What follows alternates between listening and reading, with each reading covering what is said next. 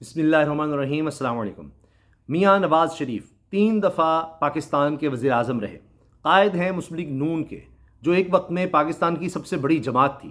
آج میاں نواز شریف صاحب کس طرح مشکل میں ہیں کہ جب سینئر صحافی آپس میں بیٹھتے ہیں اور بحث کر رہے ہوتے ہیں، بات کر رہے ہوتے ہیں نون لیگ کے حوالے سے، نون لیگ کے مستقبل کے بارے میں، میاں نواز شریف صاحب کے مستقبل کے بارے میں، میاں نواز شریف کی موجودہ سیاست کے بارے میں، ان کے سیاسی کٹ کاٹ کے بارے میں، تو ان کا قد کاٹ کس طرح کا نظر آتا ہے، اس پر آپ دیکھیے کہ ابھی حالیہ شو میں محمد مالک صاحب نے بات کی مظہر عباس صاحب سے، جو مظہر عباس صاحب بڑے دھیمے مزاج کے آدمی ہیں۔ تو محمد مالک صاحب نے پوچھا کہ آپ کو کیا لگتا ہے مظہر صاحب کہ ایک وہ شخص جو 3 دفعہ وزیر اعظم رہا ہو اور ایک وقت میں اس کے پاس 2/3 اکثریت رہی ہو، سب سے بڑی جماعت اس کی ہوتی ہو، اب جناب یہ حال ہو گیا ہے کہ وہ وزیر اعلیٰ کے ساتھ، یعنی 3 دفعہ کا وزیر اعظم، اب ایک صوبے کی وزیر اعلیٰ کے ساتھ، بے شک ان کی بیٹی ہیں لیکن ان کے ساتھ بیٹھ کر سائیڈ پر کو چیئر کر رہے ہیں پنجاب کی کابینہ کو۔ تو کہاں سے کہاں وہ آ گئے ہیں؟ کیا اس سے ان کا قد کم نہیں ہو گیا؟ تو اس پر مظہر صاحب نے بڑا زبردست جملہ بولا، انہوں نے کہا جی قد کم نہیں، قد ختم ہو گیا، سیاسی قد ان کا ختم ہو چکا۔ اب آپ دیکھیے ان کو اپنی سیاست بچانے کے لیے کیا کچھ کرنا پڑ رہا ہے، کس طرح کی ایک شعبدہ بازی کرنی پڑ رہی ہے، کس طرح کی اشتہار بازی کرنی پڑ رہی ہے۔ جس طرح انہوں نے کروڑوں روپیہ لگایا تھا اشتہاروں میں، اخبارات میں اشتہار دیے نواز شریف وزیر اعظم، یعنی اور آگے جناب چھوٹا سا ہے کہ جی سرویز بتا رہے ہیں، یہ الیکشن سے پہلے انہوں نے، اور پھر جو الیکشن میں رزلٹ آیا، پوری قوم نے جس طرح ان کو مسترد کیا، اور اس کی سب سے بڑی وجہ جو اب لوگ کر رہے ہیں، جو بات کر رہے ہیں، وہ یہ کہ انہوں نے ووٹ کو عزت دو کا بیانیہ چھوڑ دیا، وہ جو ان کی اسٹرینتھ تھی انہوں نے چھوڑ دی، وہ جو انہوں نے ڈیلز کی ہیں اپنی زندگی میں، جب بھی ان کو عروج ملا تو اس کے بعد انہوں نے ڈیل کر کے اپنی جان بچانے کی، اپنا مال بچانے کی جس طرح کوشش کی، اور پھر سوچا کہ جی دوبارہ ہماری سیاست دوبارہ زندہ ہو جائے گی، لیکن کیا پتا تھا کہ بیچ میں جناب وہ عمران خان آ جائے گا، تو ورنہ ہمیشہ یہ مشرف دور کے بعد بھی آ گئے، اس سے پہلے بھی جب نکلتے تھے واپس آ جاتے تھے، وہ ڈیلز ہو جاتی تھیں۔ لیکن اس دفعہ جو ڈیل ہے اس میں جناب عوام بیچ میں آ گئے، وہ لندن پلان جو ہے عوام نے ناکام بنا دیا۔ اب حال یہ ہے کہ میاں نواز شریف صاحب جو کام کرنا چاہتے ہیں الٹا پڑتا ہے۔ پہلے آپ نے دیکھا کہ آٹے کے تھیلوں پر میاں نواز شریف کی تصویر آئی تو اس کو ڈیفینڈ نہیں کیا جا سکا، عجیب و غریب اس کے آپ نے دیکھا کہ جواز گھڑے گئے کہ جی وہ سرکاری ان کے پاس بے شک عہدہ نہ ہو، کچھ نہ ہو، لیکن وہ حکومت چونکہ نون لیگ کی ہے پنجاب میں، لہٰذا ان کی تصویر تو ہوگی۔ یہ چیزیں اب نہیں چلتی، اب لوگوں میں شعور اور طرح کا ہے، نوجوان ہوں، بوڑھے ہوں، مرد ہوں، خواتین ہوں، اب اس چیز کو پسند نہیں کرتے۔ یہ اسکیم کامیاب ہونی ہوتی تو لیپ ٹاپ دیکھیے نواز شریف نے اپنے بھائی کی اور اپنی جس طرح سے کی اس پر پبلسٹی شہباز شریف نے کی، اس کے باوجود انہوں نے خود شکوے کیے کہ لیپ ٹاپ ہم سے لے کر ووٹ کہیں اور ڈال دیتے ہیں۔ اب اسی طرح یہ آٹے کے تھیلوں تک رہ گئے ہیں، مذاق اڑا رہے ہیں لوگ کہ جی اب میاں نواز شریف صاحب کی تصویریں نا آٹے کے تھیلوں پر، ٹین کے ڈبوں پر ملیں گی، یہی ہوگا۔ اب لیٹسٹ کام سنیے، کسان کارڈ عمران خان صاحب کے دور میں، تحریک انصاف کے دور میں شروع ہوا۔ اب انہوں نے کیا کیا کہ اچھا وہ سارے کام جو ہیں وہ دوبارہ کرتے ہیں۔ اب دیکھیں نا، پہلے اس کا مذاق اڑایا گیا عمران خان کا کہ جی وہ کٹا اسکیم، وہ جی مرغی پالو اسکیم، بکریاں پالو اسکیم، یہ دیکھیں جی یہ ترقی دے رہے ہیں ملک کو، یہ اس طرح سے ترقی دیں گے، ہاں ہاں ہی مذاق بنایا۔ اب یہ خود اس اسکیم کو ریوائیو کرنے کی کوشش کر رہے ہیں۔ ان کو کیا پتا کہ غریب آدمی کے لیے کتنی بڑی یہ نعمت ہوتی ہے کہ اگر اس کو اس طرح سے کوئی جانور مل جائے اور وہ اس کو پال سکے، اس کے ذریعے اپنا کوئی ذریعہ معاش بنا سکے، اور یہ لائف سٹاک میں جا کر کچھ اپنی خوراک کے لیے بندوبست کر سکے۔ خیر، اب جناب انہوں نے کسان کارڈ کا کیا کیا ہے کہ کسان کارڈ تھا، بس کوئی نام نہیں، عمران خان کارڈ یا اس طرح کچھ نہیں تھا۔ انہوں نے کیا کہ جی میاں نواز شریف کسان کارڈ، انہوں نے وہ کام کر دیا۔ یعنی ہر جگہ یہ اپنی پبلسٹی چاہ رہے ہیں۔ پہلی خبریں آ رہی ہیں کہ اچھا اس پر میں عرض کر دوں کہ یہ چیز چیلنج ہو گئی ہے ہائی کورٹ میں۔ یعنی کتنی بدنامی ہے، یہ جو کام کرتے ہیں اپنی اشتہار بازی کے لیے، سرکاری خزانے سے خرچے کے لیے، وہ فوراً چیلنج ہو جاتا ہے۔ پہلے کابینہ میں بیٹھنے کا معاملہ چیلنج ہوا، اس طرح انہوں نے سرکاری پروٹوکول لیا ہوا ہے، اور خود حکومت کی سطح پر پنجاب حکومت نے کہا، ویسے وہ کہیں گے جناب اب ہمارے پاس ریلیف دینے کے لیے کچھ نہیں ہے، پیسے نہیں ہیں، لیکن میاں نواز شریف صاحب کو VVIP پروٹوکول دینے کے لیے بے تحاشا پیسے ہیں، گھر جتنے مرضی ان کے سرکاری طور پر ڈکلیئر کروا لو، یہ معاملہ الگ سے ہے۔ اب کیا ہوا کہ نواز شریف صاحب نے جس طرح سے یہ جو اپنی تصویریں چھپائیں، اب سرکاری خزانے سے چھپی ہیں، کارڈ سرکاری خزانے سے بننے ہیں، وہ معاملہ ہائی کورٹ میں چیلنج ہو گیا ہے۔ اس کی ڈیٹیل پر جانے سے پہلے میں عرض کر دوں کہ جس طرح کابینہ والا معاملہ چیلنج ہوا، دیگر معاملات چیلنج ہو رہے ہیں جو یہ کام کرتے ہیں، اور ابھی مریم صاحبہ جس طرح سے سوشل میڈیا کا استعمال کر رہی ہیں، اچھا جی کہ وزیر اعلیٰ آپ کی کیا کر رہی ہے، کیا کر رہی ہے، یہ کیا میاں نواز شریف صاحب کے مشوروں پر یہ کر رہی ہیں، وہ الٹا پڑ رہا ہے۔ اب حال یہ ہے کہ خود ان کے اپنے لیڈر میاں جاوید لطیف کیا کہہ رہے ہیں. میاں جاوید لطیف یہ کہہ رہے ہیں کہ جی میجورٹی کی تو رائے یہ تھی کہ ہمیں حکومت لینی ہی نہیں چاہیے, ہم تو حکومت لینے کے چکر میں نہیں تھے, اور یہ جو ان الیکٹڈ لوگ بیچ میں گھسائے گئے ہیں, مطلب محسن نقوی یا اورنگزیب صاحب وزیر خزانہ, یہ غلط ہے, اس سے نہیں ہو سکتا, فلاں نہیں ہو سکتا, اور یہ ہم نے تو حکومت لی ہی نہیں ہے, تو ہمیں زبردستی دی گئی ہے, اور یہ سارا کچھ وہ باتیں کر رہے ہیں. دوسری طرف کیا ہے کہ جی اسحاق ڈار کو پھر میاں صاحب کبھی ادھر سے گھسانے کی کوشش کرتے ہیں, کبھی ادھر سے گھسانے کی کوشش کرتے ہیں, اس میں شرمندگی ہوتی ہے. یعنی خود وزیر اعظم شہباز شریف جو ہیں وہ اکنامک کوآرڈینیشن کمیٹی کے سربراہ تھے, وہاں سے ہٹوائے گئے, اور اسحاق ڈار کو بھی اس کو ممبر بنایا تھا وزیر خارجہ ہوتے ہوئے. بننا تو یہ وزیر خزانہ چاہتے تھے, ان کو زبردستی کہا گیا خبردار وزیر خارجہ چلیں, اسی طرح سے شاید وہ بھی زبردستی کے بن گئے. اب جو کونسل آف کامن انٹرسٹ ہے, پہلی دفعہ وزیر خارجہ کو یعنی اسحاق ڈار کو, کیونکہ میاں نواز شریف صاحب کے سمنی ہیں, ان کو لگا دیا گیا ہے وہاں پر کونسل آف کامن انٹرسٹ کا ممبر. اب وہ بھی کہانی الٹی پڑنی ہے, کبھی وہ بھی وہاں نکلیں گے. اب ARY پہلے یہ خبر دے چکا ہے کہ میاں صاحب جا رہے ہیں اس دفعہ سعودی عرب, تو وہاں سے وہ برطانیہ جائیں گے, لندن جائیں گے علاج کے لیے. تو اب وہ کہاں سے پسپائی ان کو ہوگی.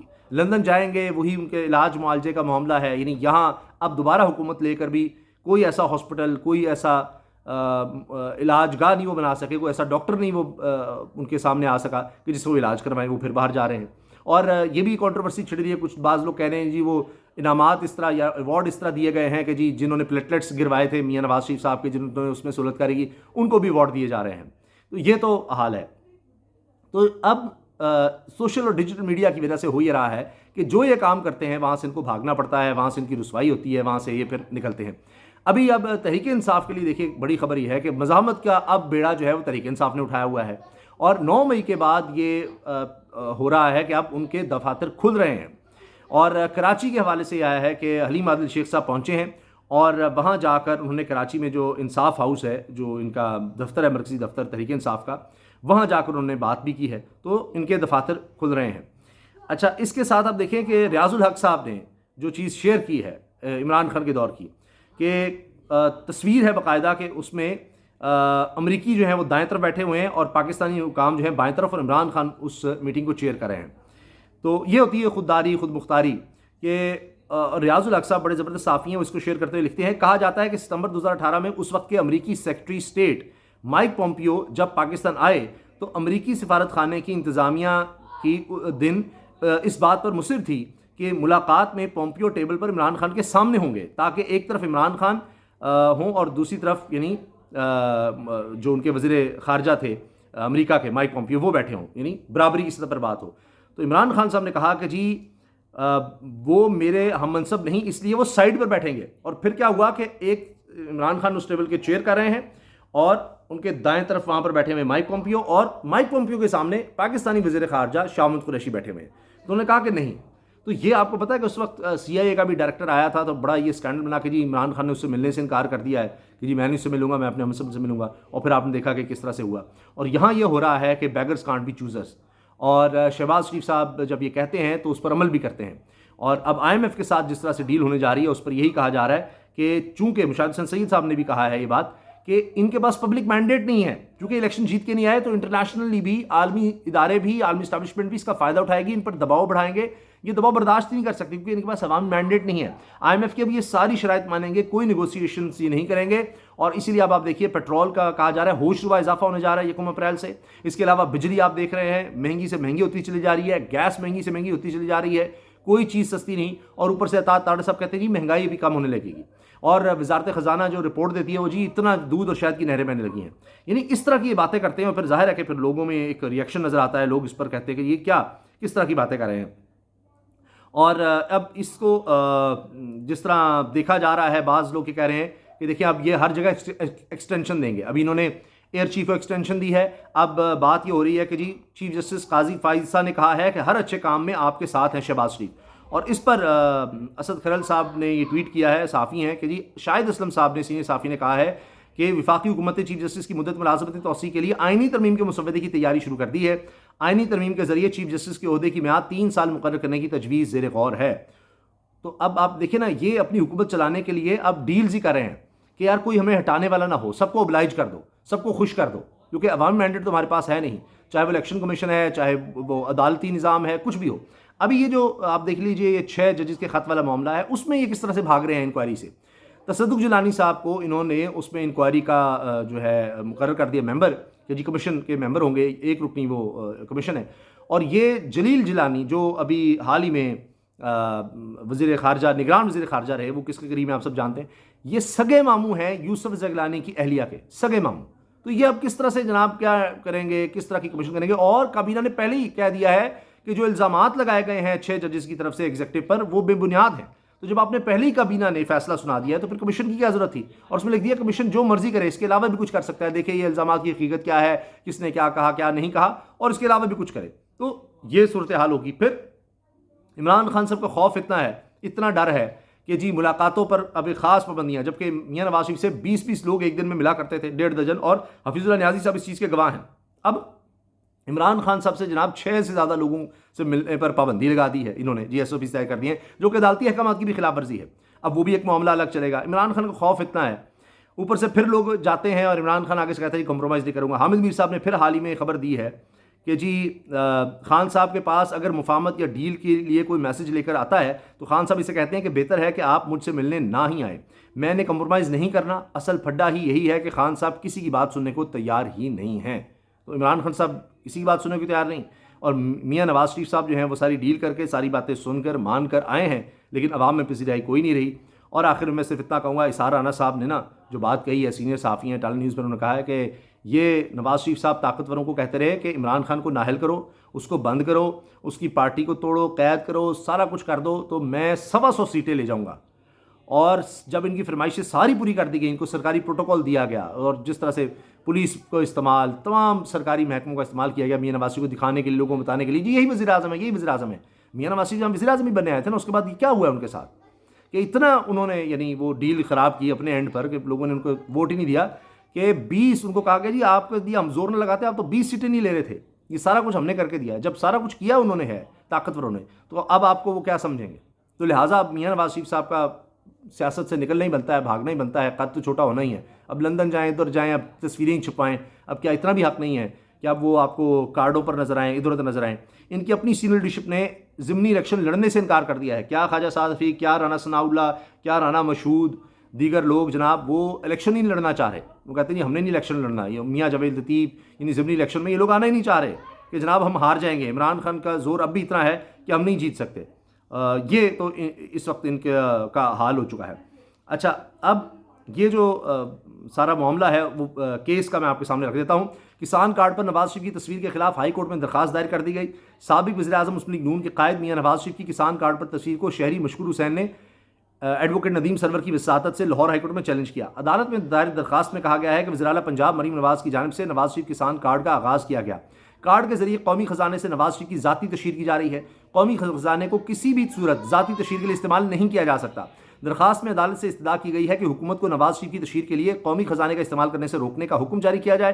کسان کارڈ کے ذریعے نواز شریف کی تشہیر پر خرچ ہونے والا پیسہ نواز شریف سے ریکور کیا جائے۔ بھئی یہ تو سرکاری جو پروٹوکول لے رہے ہیں اس کا خرچہ نہیں دیتے۔ اس طرح یہ تصویر کے بارے میں کہا جا رہا ہے بھئی سرکاری خزانے سے آپ کیوں یہ لے رہے ہیں؟ سرکاری خزانے کو استعمال کر رہے ہیں اپنی اشتہار بازی میں اور ان سارے معاملات میں، آپ اندازہ لگائیے۔ تو ان کا حال یہ ہو گیا، یہ الیکشن سے بھاگ رہے ہیں، یہ کمیشن سے بھاگ رہے ہیں۔